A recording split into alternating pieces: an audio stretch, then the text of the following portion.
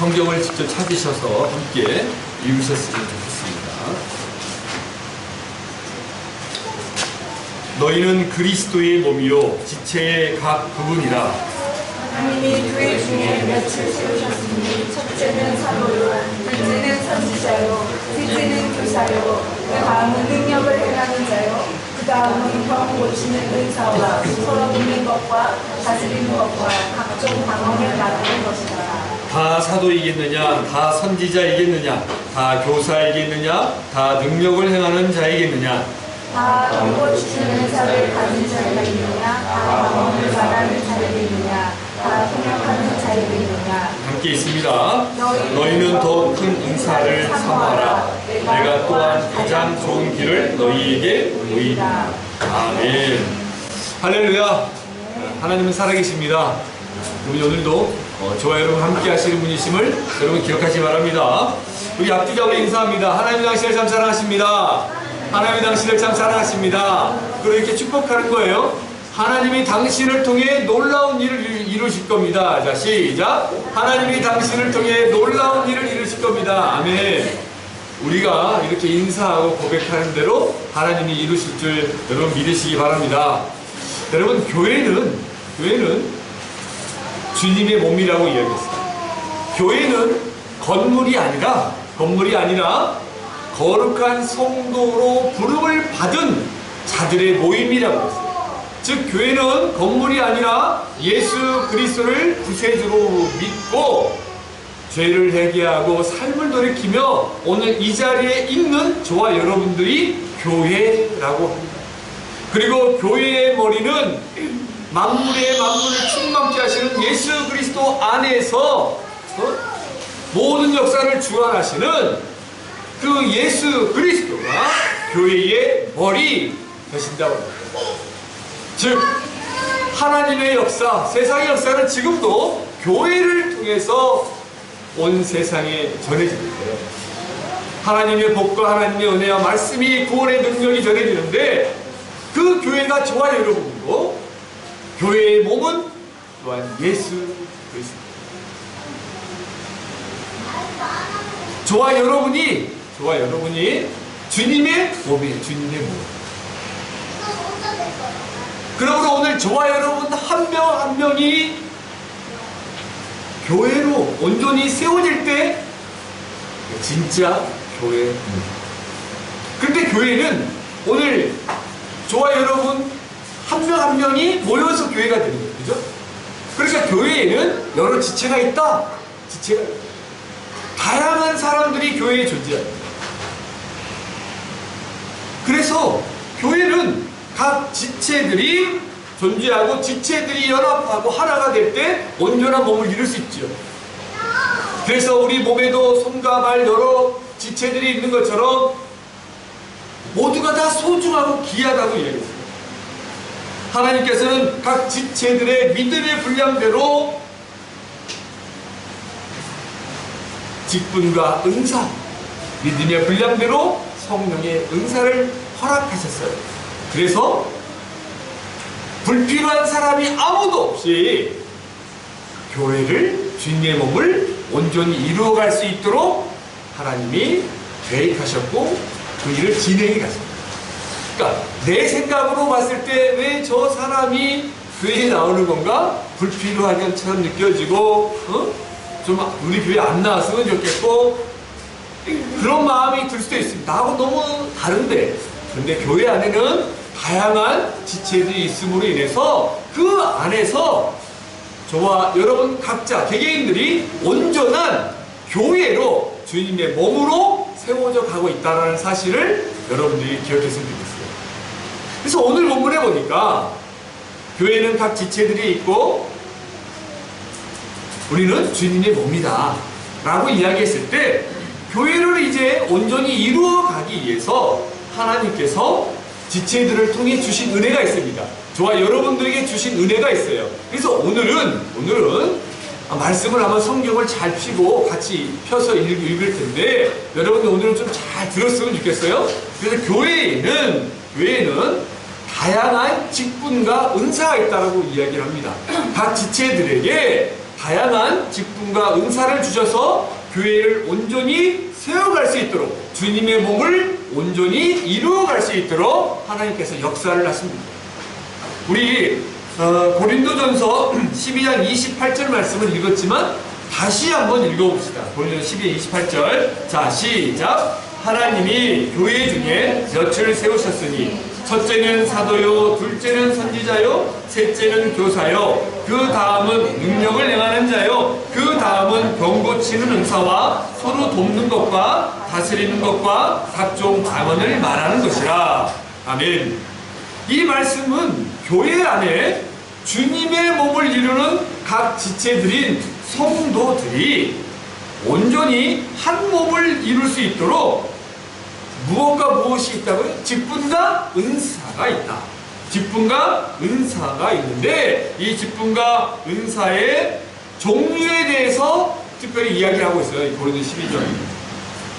먼저 직분이 뭐냐면요, 헬라어로 디아코니아라는 단어인데 봉사 섬김의 의미예요. 직분이라는 자체가 내가 직분을 받았습니다. 집사의 직분, 권사의 직분, 장로의 직분을 이렇게 받았습니다. 이건 봉사와 섬김을 위한 거예요. 그리고 은사가 있습니다. 은사는 카리스마톤이라는 단어인데 값없이 주시는 하나님의 선물이에요. 은혜. 그래서 불어로는 동 이렇게 번역이 돼요. 은혜의 선물. 값없이 받은 겁니다. 하나님은요, 각 사람마다 특별한 은사를 허락하셨다는 것을 여러분 기억하시기 바랍니다. 교회 안에서 다양한 은사들의 모습이 있어요. 자, 그렇다면 오늘 본문을 통해서 하나님이 직분에 대해서 이야기하는데 먼저 세 가지 직분이 있다고 이야기합니다. 자, 사도와 선지자 그리고 교사에 대해서 이야기합니다. 사도, 선지자, 교사. 먼저 사도는요, 넓은 의미로는 그리스도에 의해서 파송을 받아 복음을 전하는 사람을 말해요. 그러니까 넓은 의미로 엄밀히 말하면 모든 성도들도 포함합니다. 그죠? 그런데 우리가 잘 아는 것처럼 이 고린도 전서가 기록될 당시 초대교회에서 사도라고 말했을 때 예수님의 12 제자들과 사도 바울을 의미했어요. 오늘날의 이 사도의 직분은 없죠. 그죠? 그러니까 여러분 잘 아셔야 됩니다. 그리고 선지자가 있습니다. 선지자는 초대교회에서 활동했던 하나님의 계시를, 하나님이 특별한 사람들에게 말씀하시고 주신 계시를 교회에 전하는 특별한 은사를 받은 자들을 선지자라고 해요. 선지자. 이 사도와 선지자들이 신약교회, 초대교회를 처음으로 세우고 든든히 이루어간 역할을 했죠. 그리고 교사는 직분으로서 교사는 주어진 하나님의 계시가 있잖아요. 말씀 있죠. 즉 말씀. 하나님의 말씀인 성경을 가르치는 사람을 교사라고 해요. 이 직분 안에서. 자, 세 가지 직분이 있다고 이야기를 했습니다. 사도, 선지자, 교사. 그런데 오늘날 이 사도와 선지자는, 이 시대 선지자는 신약교회 이후에 이 성경이, 하나님 말씀이 정정으로 우리에게 주어짐으로 인해서 이제 교사의 직분, 목회자라든지 하나님 말씀을 잘 전하고 가르치는 사람으로 이렇게 변화되는 것을 볼 수 있어요. 그러나 초대교회에는 이 변함없이 사도와 선지자 직분이 있었어요. 근데 지금은 하나님이 이 성경을 통해서 계시된 하나님의 말씀을 통해서 저와 여러분들에게 말씀해 주신다는 것을 여러분들이 기억했으면 좋겠어요. 그리고 사도 바울은 이제 은사에 대해서 이야기를 합니다. 그 은사는 먼저 능력과 병 고치는 은사, 그리고 서로 돕는 것, 다스리는 것, 각종 방언하는 것까지 포함된다고 이야기해요. 근데 우리가 이 고린도전서 우리가 읽은 12장 27절 이하에 28절부터 쭉 이하에 나오는 은사에 대해서 좀 더 살펴보기 전에 고린도전서 12장 4절과 11절을 살펴봐야 돼요. 거기에 9가지 은사에 대해서 나옵니다. 그리고 더 은사가 이 본문에 기록되어 있지 않은 그 외의 은사들도 많이 있어요. 그런데 먼저 우리가 함께 고린도전서 12장 이제 앞으로 가서 4절 11절 말씀을 또 함께 교독해 볼게요. 기니까 고린도전서 12장 4절 제가 한 절 읽고 여러분 한 절 읽고 우리 11절부터 함께 공독합니다. 교독합니다. 자, 은사는 여러 가지나 성령은 같고 직분은 여러 가지나 주는 같으며 또 사역은 여러 가지나 모든 것을 모든 사람 가운데서 이루시는 하나님은 같으니 각 사람에게 성령의 나타남을 주시며 유익하게 하려 하시니라.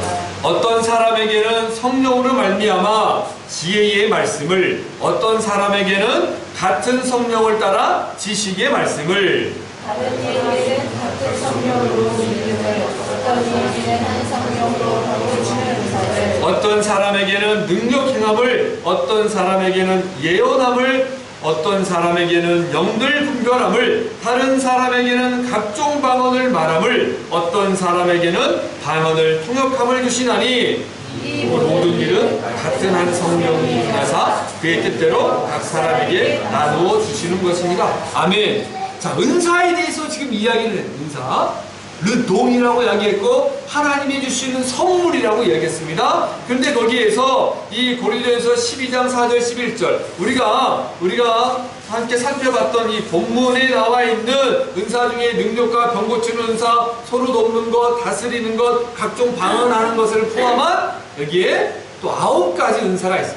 먼저 지혜의 말씀이 있어요. 한번 잘 들어보세요. 지혜의 말씀. 여기 고린도전서 또 12장 4절 11절 나와 있는 지혜의 말씀이 뭐냐면 그리스도의 비밀을 깨닫게 하고 십자가의 도리를 알게 하는 하나님의 지혜입니다. 그러니까 저와 여러분이 예수를 그리스도로 우리의 구세주로 고백하는 거예요. 하나님이 은혜를 주시지 않으면 우리가 주라고 고백할 수가 없어요. 성경을 아무리 읽어보세요. 성경 읽다 보면 졸리거나 이해가 되지 않아요. 성경을 우리가 읽을 때 성령께서 깨닫게 해주시지 않으시면 우리가 깨달을 수 없어요. 그러니까 지금 여러분들이 성경을 잘 몰라도 이 자리에 앉아있는 것 자체가 신비한 거예요. 이건 사람의 입으로 할 수 없는 하나님의 우리의 발걸음을 이웃까지 인도하시는데 지혜의 말씀의 은사가 뭐냐면 하나님께서 십자가의 도 그리스도의 비밀을 이런 이 복음의 능력을 깨닫게 하는 거예요. 하나님께서. 그러니까 이 지혜를 가진 자들이 사람들에게 복음을 전하고 가르칠 때 사용됩니다. 그리고 지식의 말씀 이것은요 단순히 인간적인 노력으로 얻어지는 것을 말하지 않아요. 우리가 공부를 해서 공부를 하거나 책을 읽거나 수업을 들으면서 노력하면서 지식을 습득하잖아요. 그런 지식의 말씀 얻는 것이 아니라 성령님의 조명. 우리가 이 조명은 얻을 때 조명을 비치면 보이잖아요. 우리가 읽는 말씀을 읽다 하나님이 빛을 비추어 주셔서 깨닫게 해주시는 거예요. 어둠 속에 있는 말씀이 빛으로 비춰서 조명께서 성령께서 깨닫게 해주시는 거. 그래서 성령의 조명과 이제 감동으로 성령의 영감이 우리가 예전에는 막 기도했지 않습니까? 근데 이제는 정확한 표현은 성령의 조명과 감동으로 성령께서 감동하시는 거예요. 감동하심으로 하나님의 말씀을 이해하고 깨닫게 되는 거예요. 이 지식의 말씀, 즉 성경에 대한 깊이 있는 이해와 설명할 수 있는 능력, 성경에 대한 깊이 있는 이해와 설명할 수 있는 능력이 지식의 말씀이에요. 여러분 지식 그러지 않고 지혜의 말씀, 지식의 말씀이란 말씀을 붙였다는데 주목하시기 바랍니다. 왜냐하면 복음을 전하고 가르치는 거예요. 교회 안에서 이게 은사라는 거예요. 이게 은사. 지혜와 지식을 내 개인이 교회 안에서 전하는 거잖아요. 지혜도 십자가의 도 그리스도의 비밀을 깨닫게 하셔서 내가 복음을 전할 수 있는 것. 지식도 이 하나님께서 말씀해 주신 지식과 이 복음과 하나님의 이 성경, 하나님의 말씀이 성경이니까 이 성경을 제대로 깨닫고 이해하고 전할 수 있도록 성령이 조명하시고 그리고 감동하셔서 제대로 전하게 하십니다. 그래서 지혜의 말씀, 지식의 말씀이 은사다라고 얘기해요. 그리고 세 번째로 믿음입니다. 여기에서 믿음은 뭐냐면요, 우리가 예수 그리스도를 구세주로 믿음으로 구원을 얻는 믿음이 아니에요. 여기서는 이미 구원받은 자들, 예수 그리스도를 구세주로 믿음으로 그리스도인이 된 자들이 교회 안에 와서 성도로서 삶을 살아갈 때, 여러분 잘 생각해 보세요. 우리는 이 땅을 살아가면서 교회 안에서만 살아갑니까? 우리는 현실 세상에서 살아갑니까?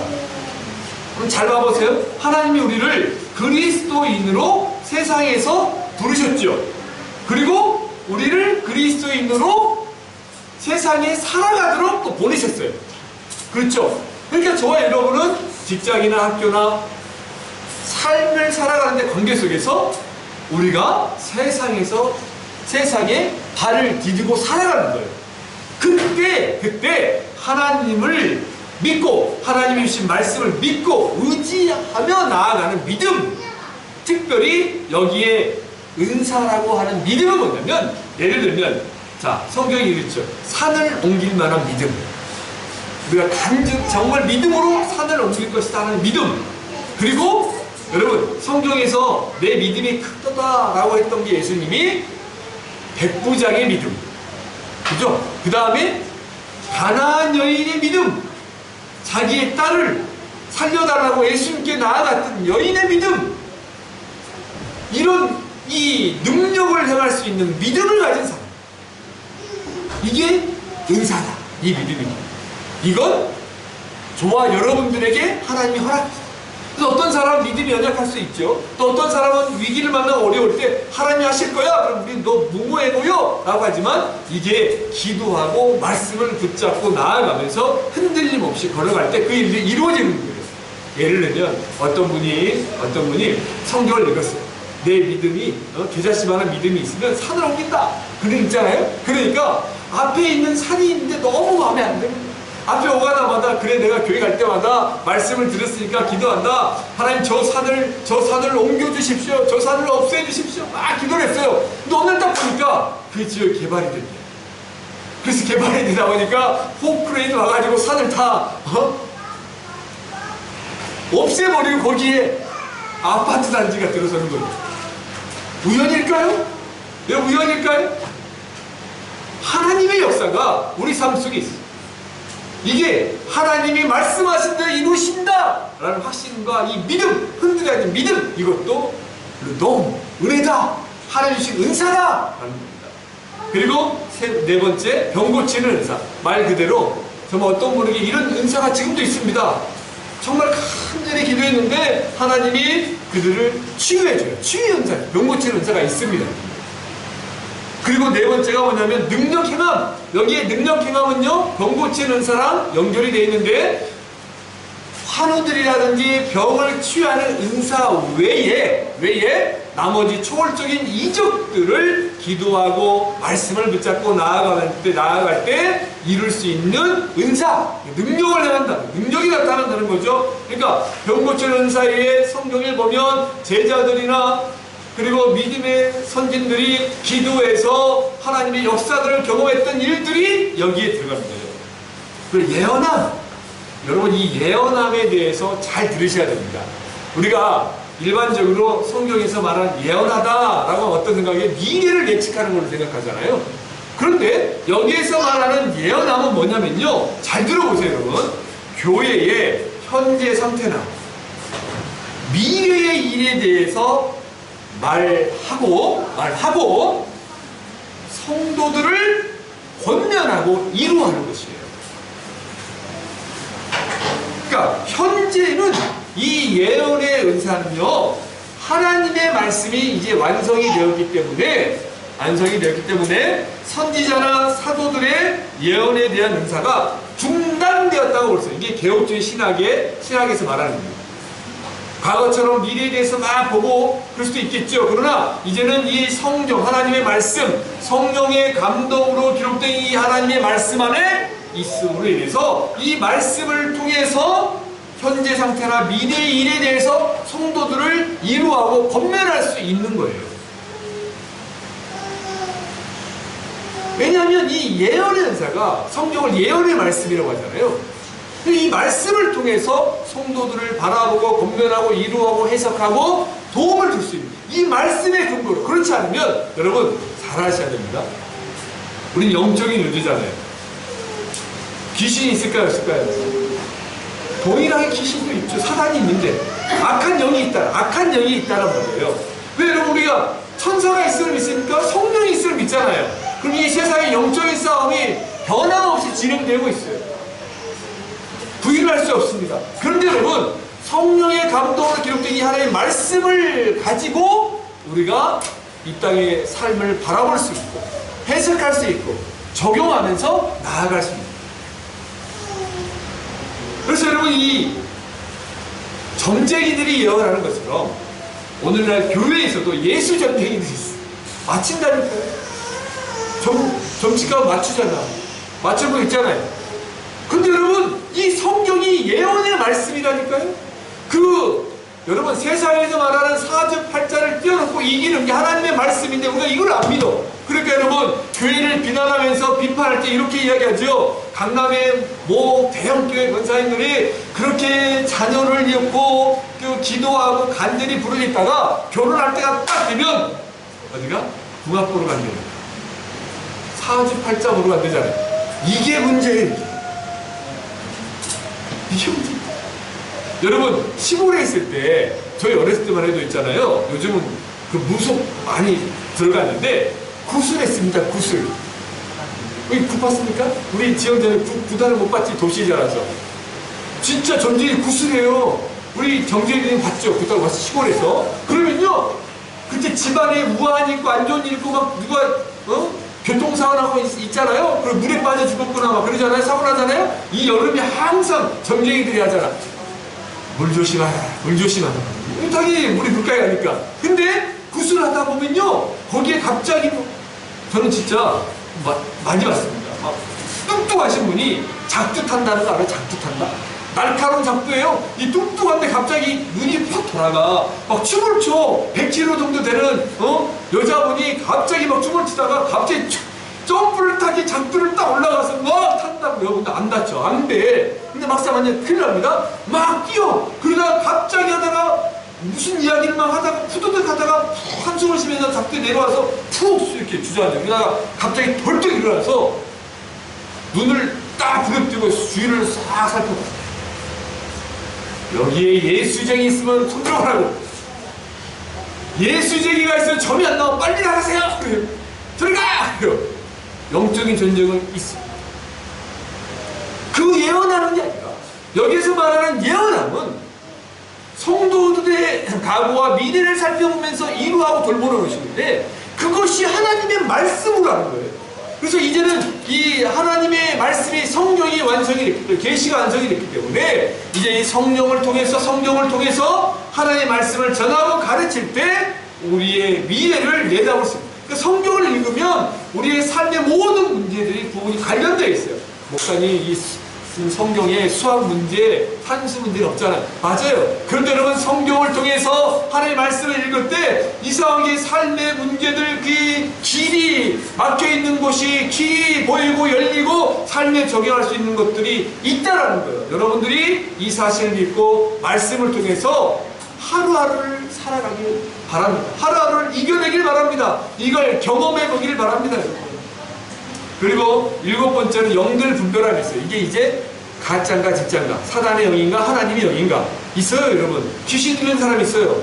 여러분 귀신 들린 사람 봤습니까? 제가 예전에 설명한 것 같은데 귀신 들린 사람과 정신 이상자의 특징이 있습니다. 가장 큰 게 뭐냐면요, 귀신 들린 사람은요 힘이 있어요. 연약한 여리여리인 여자가 강호동이 와도 못 다녀요. 힘이 세요. 묻잖아요, 풀어버려요. 그리고 두 번째가 뭐냐면요, 귀신 들린 사람 특징은요, 음식을 줘보면 알아요. 끝없이 먹습니다. 그러니까 귀신 들린 사람 보면요, 예를 들면 예전에는 요즘 우리 소식하지 않습니까? 근데 밥그릇에 이렇게 큰 걸 주잖아요. 그거 다 먹어요. 하나. 그 배고프대 늘 배고프. 이 특징. 그런데 정말 정신 이렇게 우리 정신 질환을 앓는 정신적으로 스트레스 받는 사람 많이 못 먹어요. 연약해요. 잠을 못 자잖아요. 우울증도 오고 여러 가지가 오고. 근데 여러분 잘 아셔야 됩니다. 그러니까 이게 영들을 분별할 때 하나님이 영인지 사단인지 가장 쉽게 분별하는 게 뭐냐면요, 예수 그리스도를 구세주로 믿냐 안 믿냐 이거 물어보면 돼요. 예수 그리스도를 구세주로 믿습니까? 주가 그리스도를 믿습니까? 근데 거기서 교회의 모습을 하고 성도의 모습을 하지만 그 고백을 못해요. 우리 알 수 있어요? 그리스도를 주로 인정하느냐 그렇지 않느냐에 따라 사단의 영인가 진짜 하나님의 영인가 알 수 있어요. 그걸 그냥 십자가 들어가고 사탄아 불러라가 아니라 그거 이야기하면 되는 거예요. 그러니까 여러분 우리 신천지학 2단에서 거기는 결국 처음에 그리스도를 이야기 성경을 이야기했지만 이만희를 구주라고 얘기하잖아요. 그러니까 우스갯소리로 신천지에서 신천지가 아닌가 구분할 때 이 청년 사역할 때 이렇게 이야기한다잖아요. 이만희를 욕해봐라. 그러면 못한다잖아요. 사랑하는 여러분, 진짜 영을 분별할 수 있는 거 이것도 은사인 거예요. 은사. 그 다음에 방언을 그래서 각종 방언 말함이 은사다. 여기서 여러분 사도행전 2장에 보면 오순절에 마가의 다락방에 성령이 임했잖아요. 거기에서 각종 언어를 이야기했어요. 그러니까 불 같은 것이 강한 바람과 같이 임했다라고 묘사를 한 거야. 성령의 역사를 인간이 다 표현할 수 없어요. 그런데 거기 특징이 뭐였냐면 여러 가지 언어가 나왔다는 거야. 방언. 거기에서 말하는 방언은 언어입니다. 언어. 외국어. 그러니까 그 주변에 있었던 사람들이 지나가다가 저 유대인들이 우리말을 하네? 그래서 알아들었다는 거예요. 그러니까 이 방언은 외국어라고 할 수 있죠. 그런데 여기에서 말하는 방언, 여기에서 말하는 방언, 이 방언이 은사인 것은 뭐냐면 한번 잘 들어보세요. 기도 중에 하나님께 신비한 언어로 말하는 것. 즉 세상 사람들이 알아들을 수 없는 말로 기도하는 것. 방언의 은사를 받으면 교회 처음 온 사람들은 여기 뭐 이상한 사람들이 막 이야기를 하잖아. 기도하고. 그러니까 못 알아듣는 말로 하니까. 근데 방언을 하면 하나님과 깊이 있는 기도를 할 수 있어요. 신기해요. 그런데 이 방언의 기도는, 이 은사는 통역을 함께 받아야 돼요. 통역. 우리가 여러분 외국어하는 게 통역하잖아요. 지금도 우리 이만이 안 들어서 그런데 지금 통역하는 거 있을 텐데, 그 통역이 있잖아요. 트라디가 있잖아요. 근데 여기서 할 때 이 방언을 했을 때 누가 통역을 해. 통역. 그래서 저 사람이 무슨 말을 했는지 안 했는지, 이게 또 사단도 사단의 방언이 있습니다. 사단의 방언이 있어요. 그래서 두려운 거예요. 그러니까 하나님의 방언, 하나님의 영은요 우리에게 평안함과 선함을 줘요. 사단은요 싸다워요. 그리고 우리를 공격합니다. 분노하게 만들어요. 그리고요 특별히 여러분 그 사단의 방언들을 보면요, 목회자라든지 믿음이 좋은 사람들이 가면요 갑자기 방언 툭 툭툭 알 수 있어요. 여러분 두려워하지 마십시오. 보면 딱 알아요. 압니다. 그러니까 각종 바람, 여기서 각종 방언을 말함, 이 말은 뭐냐면 기도 중에 하나님께 신비한 언어로 말하는 것이다. 그래서 세상 사람들이 알아들을 수 없는 말로 하나님과 깊은 교제 안에 들어갈 수 있다. 그런데 이 방언은 통역하는 은사를 가진 사람들과 함께 무슨 말인지 알아야 하잖아요. 근데 이제 여러분들이 방언을 받고 기도하다 보면 내가 무슨 말을 하고 하나님과 어떤 대화를 하는지 알게 돼요. 그래서 여러분 우리 장로교회라든지 우리 교회의 장로교회보다는 이 방언에서 특별한 은사를 이야기하지 않아요. 왜? 과거에 교회에서 방언을 받지 않으면 구원받지 못했다라고 잘못 가르친 적이 있어요. 그러니까 무조건 방언을 받아. 그래서 뭐 대형교회, 순복 무슨 대형교회 어떤 목사님이 그랬다고요. 지금 돌아가시는데, 자 우리 방언 합시다. 저를 따라 세우세요. 할렐루야를 거꾸로 계속 빨리빨리 이야기해보세요. 그런 식으로 막 이상하게 잘못 가르친 적이 많았어요. 근데 오늘 본문을 잘 보십시오. 각종 방언을 말하면 사도행전 2장에서는 외국어를 의미하기도 하지만 여기에서 말하는 은사는 하나님과 깊은 기도에 들어갈 수 있도록 신비한 언어로 말하는 것. 외국어를 포함한 또 다른 언어, 그래서 방언, 은사입니다. 그리고 방언의 통역함의 은사도 있어야 된다는 거.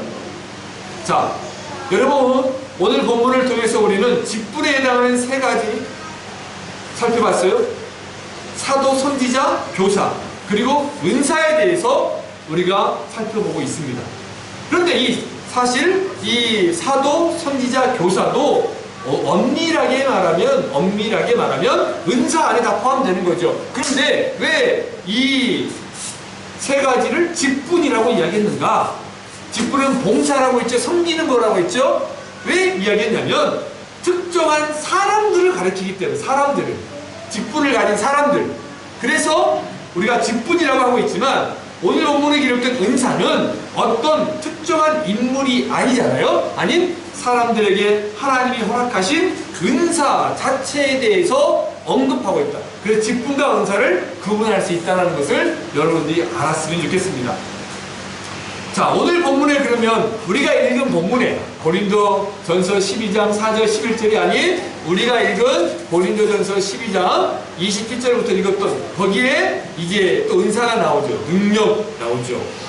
능력이란 믿음, 산을 옮길 만한 믿음과 병 고치는 은사를 포함하고 있지만 특별히 병 고치는 은사를 제외한 초자연적인 일을 행하며 교회를 세워가는 게 은사예요. 이게 능력 행함. 그리고 우리가 여기 9가지 은사 외에는 나와 있지 않지만 고린도전서 12장 우리 27절 이하에는 또 2가지가 더 나오잖아요. 이게 뭐예요? 서로 돕는 것도 은사라. 서로 돕는다. 서로 돕는 것. 여러분, 여기 서로 돕는다는 것은 뭐냐면요, 말 그대로 연약한 지체들의 외적인 부분을 돕는 거예요. 몸이 불편한 지체들, 어려운 지체들, 그 지체들을 찾아가서 돕는 게 은사예요. 그러니까 여러분, 내가 방언을 하지 않고 예언을 하지 않더라도 우리 안에서 누군가를 도와줄 수 있는, 또 어떤 사람을 막 칭찬하고 격려할 수 있는 그것 또한 뭐다? 은사다라는 거예요. 은사다. 그리고 다스리는 것. 다스린다라는 뭐냐면요, 여기에서 여러분 잘 들으셔야 됩니다. 교회 안에서 다스리는 은사도 주셨는데 이것은 뭐냐면 권위를 가지고 회중을 인도하며 치리하는 자를 말해요. 치리한다. 이것도 은사 안에 들어가요. 여러분, 오늘날 교회가 변질되고 타락한 이유가 뭐냐면요, 이 치리, 권징이 사라지고 있기 때문입니다. 자, 보세요. 제가 만약에 어떤 성도가 잘못했어요? 이단에 빠져있고 잘못된 일이 있습니다. 그래서 교회에서 다스림을 받아야 되잖아요. 그건 이제 치리한다고 그래요? 그래서 부릅니다. 먼저 여러분, 목사가 감정적으로 대응하는 게 아니에요. 성경 말씀을 가지고 먼저 성도가 가고, 교회 안에 이제 장로라든지 당회가 있어요. 조직이 있습니다. 거기 가서 이런 일이 잘못됐습니다 하고 이야기합니다. 그러면 당분간 어떻게 조치를 취하죠. 그러면 여러분 생각해 보세요. 교회 안에서 어떤 성도가 잘못돼서 성도들과의 관계가 안 좋아져서 그 성도를 다스린다고 했을 때 그 성도를 미워해서 우리 교회에서 나가세요 라고 할까요? 정말 사랑하기 때문에 그 성도를 치리하고 건진함으로 뭐요? 기회를 주는 거잖아요. 회복시켜 주는 거잖아요. 그러니까 여러분, 우리가 오해해요. 오늘 현대교는 어땠죠? 누가 잘못했어? 우리 환희가 잘못했었죠. 우리 환희가 그런 애가 아니지만 누군가를 막 미워했어요. 그래서 목사님 불렀고, 우리 먼저 목자가 부르고 목사가 부르겠지. 그래서 환희야, 너 이거 미워는 잘못된 거야. 그러니까 환희가, 아니 목사님 기분 나빠요. 왜 목사님은 내 편은 다른 사람 편들을 나 그냥 옮겨버릴 거야? 그럼 다른 교회 가버려. 우리가 할 수가 없어. 이게 문제라는 거예요. 그러니까 치리를 받아들이지 않는, 다스림을 받아들이지 않는 거예요. 이게 뭐예요? 여러분, 우리 사랑하는 자녀가 있다고 보십시다. 지금 여기 우리 엄마들이 우리 아이들 지키고 그래 어떻게든 예배 잘 드리면서 아이들 지금 잘 있잖아요? 근데 사랑하는 아이들이 나쁜 길로 가고 있어요. 그럼 엄마 아빠가 가만히 있습니까? 그 아이를 사랑하니까 야단을 치죠. 치리하죠. 그러면서 우리 홍석이 형제가 서원이를 너무 사랑하고 서원 잘못해서 서원이도 그러면 안 되지. 너 맴매 햇빛 딱 쬐니까 아빠는 우리 아빠 아니에요. 집 나갑니까? 그러면 치료를 안 되잖아요. 내 새끼니까. 그렇잖아요. 남의 집에는 이야기 몇 번 하고 맙니다. 그러나 내 사랑하는 내 아이고 내 몸이잖아요. 그러니까 그들을 다스리는, 이게 중요해요. 이게. 그래서 과거에는요, 옛날에는 교회를 성도들이 옮길 때 아무나 안 받아줬어요. 요즘 교회가 막 생기고 막 많으니까 성도들이 옮기면 아유 웰컴 어서오세요 비앙그리 막 그러면서 막 오잖아요. 근데 과거에는요 이 성도가 어떤 분이 모르잖아요. 그러면 그 옮기는 교회에서 이명 증서를 받아오세요 그랬어요. 그 교회에서 어떻게 생활했는지 성도의 이력이 있다고, 거기서 언제 세례받고 학습받고 이걸 주세요. 교회인 아무나 되지 못했습니다. 그러니까 교회가 많아질수록 이런 문제가 생기는 거예요. 정말 성도가 친밀하고 이것도 다스리는 은사가 있는데, 이게 뭐냐면 여러분 자 고린도전서 12장 7절을 보세요. 12장 7절. 자, 함께 읽어볼까요? 함께 있으니 고린도 12장 7절 함께 있습니다. 자, 시작. 각 사람에게 성령을 나타내심은 유익하게 하려 하십니다. 자, 성령이 은사잖아요. 지금 은사를 주시면 뭐예요? 유익하게 한다. 무엇을 유익하게 해요? 주님의 몸인 교회를 유익하게 하는 거예요. 그러니까 저와 여러분이, 여러분 오해하시면 안 됩니다. 저와 여러분 한 명 한 명이 교회잖아요. 각 지체니까. 저와 여러분이 주님의 몸이에요. 그래서 여러분 우리 지체들 사이에서 문제가 있고 부족함이 있을 때 하나님이 성령의 은사를 주신 건 뭐냐면, 나 혼자 잘나서 예언해서 그래서 어떤 사람은 예언 은사를 주시고 병 고치는 은사만 달라고, 그게 아니라 이게 은사예요. 직분은 차등이 있는 게 아니에요. 오히려 이걸 통해서 교회를 세워가는 거예요. 아름답게 교회를 만들어가는 겁니다. 여러분 새끼발가락이 필요할까 안 필요할까요? 정희가 너 축구하잖아. 너 멋있더라. 아빠가 영상 찍은 거 보고 있는 거 뭐 자랑하는데, 야 너 축구할 때 다닐 때 새끼발가락 필요 없어 보이지? 새끼발가락 없어 보세요.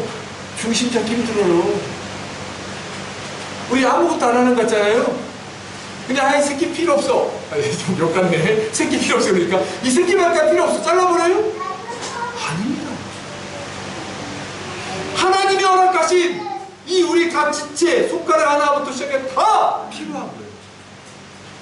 교회가 주님의 몸이라고 한다면 각 지체들이 성도가 돼서 불필이 아니라 모든 지체들이 다 필요한 거예요.